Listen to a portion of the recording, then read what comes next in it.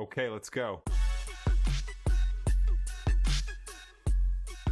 Hello, everybody. This is Chris Schmid from Psalm 2713 Ministries with the next edition of the Missions Minute.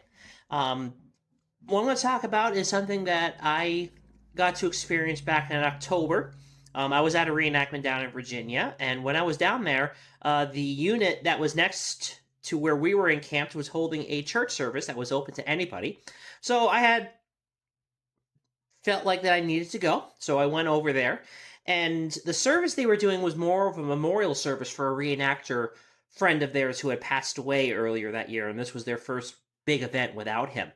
And so they were spending a few minutes talking about how he had inspired so many of them with his faith.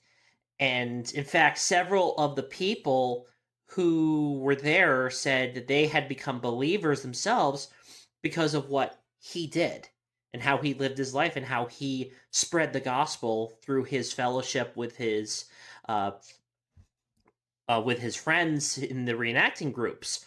And that got me thinking that we truly don't know who we have affected in our walks with Christ, and that every place we go to is a mission field. You don't have to go to Africa or Europe or Australia to be considered a missionary.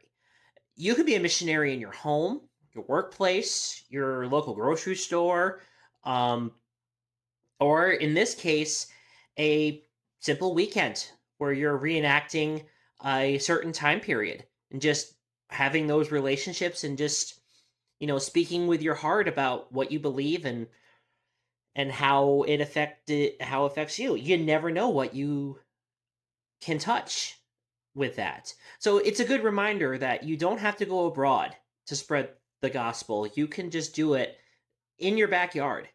And so just take that as a set of encouragement that we as believers are called to be missionaries wherever we are.